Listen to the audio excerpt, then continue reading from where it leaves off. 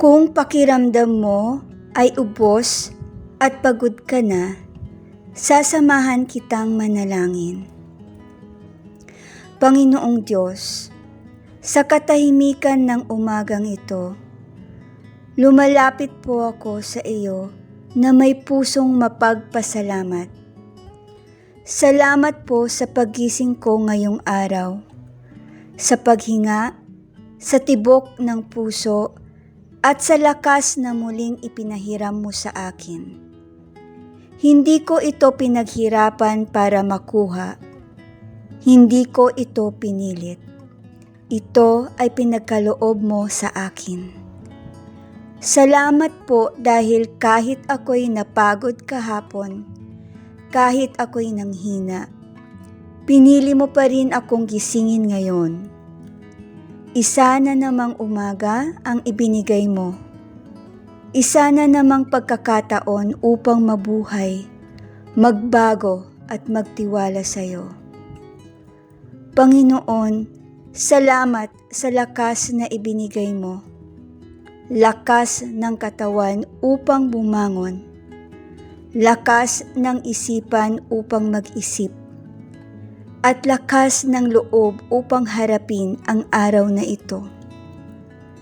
Salamat po dahil hindi mo ako iniwan sa aking pagkapagod at panghihina.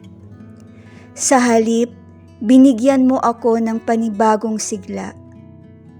Kung may bahagi man ng aking katawan na masakit o mahina, salamat pa rin po dahil narito pa ako humihinga at may pag-asa. Kung may bigat man sa aking isip at puso, salamat po dahil mas malaki ka kaysa sa aking mga iniisip at dinadala. Panginoon, tulad ng ipinapaalala mo sa iyong salita, Ikaw ang Diyos na nagbibigay ng karunungan at ng tamang salita sa mga nangangailangan. Salamat po dahil tinuturuan mo akong makinig. Makinig sa iyong tinig tuwing umaga, bago makinig sa ingay ng mundo, bago makinig sa aking takot at pag-aalinlangan. Turuan mo po akong magtiwala sa iyo, kahit may pagsubok, kahit may hindi pagkakaunawaan, kahit may sakit o hirap. Panginoon, alam kong hindi lahat ng araw ay madali. May mga pagkakataong ako'y pinanghihinaan ng loob. May mga sandaling gusto kong sumuko. Ngunit salamat po dahil ikaw ang gumagabay sa akin at siyang nagbibigay ng lakas ng loob. Hindi ka Diyos na malayo. Ikaw ay Diyos na kasama ko saan man ako naroroon. Kapag ako'y pinupuna, hinuhusgahan o minamaliit, ipaalala mo po sa akin na ikaw ang nagtatanggol sa akin. Kapag ako'y natatakot sa dilim, ikaw ang aking liwanag. Panginoon, isinusuko ko sa iyo ang araw na ito, ang aking mga plano, gawain at responsibilidad. Lahat po ay inihahandog ko sa iyo. Kung ako man ay mapagod mamaya, ipaalala mo po sa akin na ang lakas ko ay nagmumula sa iyo.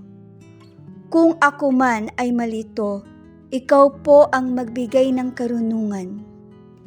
Pinipili kong magtiwala sa iyo, kahit hindi ko nakikita ang buong larawan. Pinipili kong sumunod sa iyong liwanag, kahit ang mundo ay puno ng dilim. Salamat po, Panginoon, dahil hindi mo ako iniiwan mag-isa. Kasama kita sa bawat hakbang, sa bawat desisyon, sa bawat tahimik at maingay na sandali ng araw. Salamat po dahil ikaw ang aking lakas, aking sandigan at aking pag-asa. Panginoon, sa umagang ito, inuulit ko po ang aking pasasalamat. Salamat sa buhay, sa lakas at sa panibagong umaga.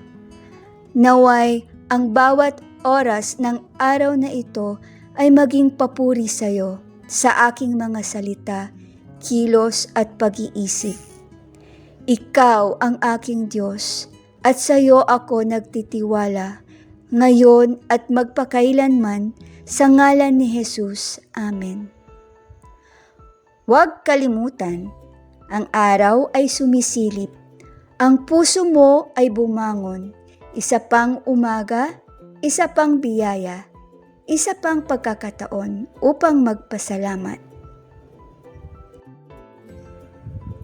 Pinoy Overcomers, maglaan tayo ng oras sa Panginoon at ugaliin ang pananalangin dahil ito'y makapangyarihan. Ipanalangin natin ang isa't isa at hikayatin ang ating mga mahal sa buhay na gawin din ito. I-like kung gumaan ang iyong pakiramdam, i-share ang biyayang ito, at mag-subscribe at i-click ang all notification bell para sa mga bagong panalangin. Huwag mag-atubiling iwan ang iyong prayer request sa comment box.